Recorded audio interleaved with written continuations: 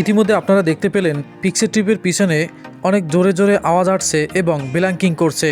ভিতরটা সম্ভবত ফ্লাইবিংটা শর্ট হয়ে গেছে। এর কারণ হলো পিক্সের টিপটি শর্ট। তো দেখতে পাচ্ছেন এই টিভিটির ভিতরে একটি নতুন সার্কিট দেওয়া হয়েছে, সার্কিটটিও নতুন।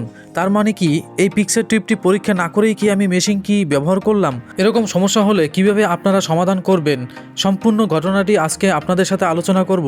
এক্ষেত্রে আপনাদের অনেক নলেজ বেড়ে যাবে। প্রত্যেকটি পার্ট গুরুত্বপূর্ণ, আশা করি সম্পূর্ণ ভিডিওটি দেখে যাবেন। চলুন ভিডিওটি শুরু করা যাক।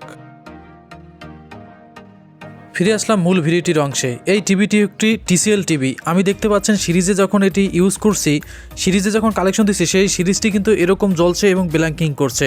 আর আপনারা আগেই দেখতে পেলেন যে পিক্সের টিপের পিছনের যে ফ্লাইবিংটা আছে সেটার ভিতরে ফায়ার দিচ্ছে এবং অনেকটাই আওয়াজ হচ্ছে।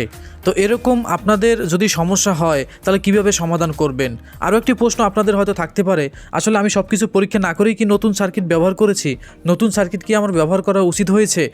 তো এই বিষয়টি আপনারা যেটা ভাবছেন সেটা না। মূলত একটি পাবলিক আছে, মানে সেই পাবলিকটা কি করছে, এই নতুন সার্কিট সে নিজে নিজে লাগাইছে। তার যে আগে কালার সমস্যা ছিল বা ছবি আসে নাই, মেশিনটা জং ধরেছিল, তখন সে মনে করছে নতুন সার্কিট লাগালেই হয়তো এটা ঠিক হয়ে যাবে। সে টুকিটাকি কাজ করে।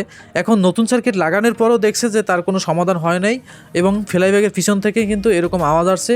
আর আপনারা যেটা দেখতে পেলেন, এরপর আমার কাছে নিয়ে আসার পর দেখতে পাচ্ছেন এখান থেকে আমি যেই সংযোগটি দিয়ে রেখেছি হঠাৎ করে কিন্তু বাস্ট হয়ে গেছে এবং অনেকটাই আগুন ধরে গেছে, এই পিছন থেকে পিএফটা পুড়ে গেছে। তো এখন এক্ষেত্রে যদি আপনাদের এরকম সমস্যা হয় তাহলে অনেকাংশে দেখা যাচ্ছে ছোটোখাটো শর্ট হলে আপনারা ফ্লামিংয়ে এরকম যদি টোক্কা দেন বা টোকা যদি দেন তাহলে শর্ট অনেক সময় ভেঙে যায়, অথবা আপনারা চার্জ করতে পারেন। চার্জ করলেও এরকম ঠিক হয়ে যেতে পারে। তাই সার্কিটটি আসলে ব্যবহার করার পর এখন যেহেতু পিক্সের টিপটি শর্ট, আমরা এখন ওই পিক্সের টিপটি ইউজ করব পরবর্তীতে।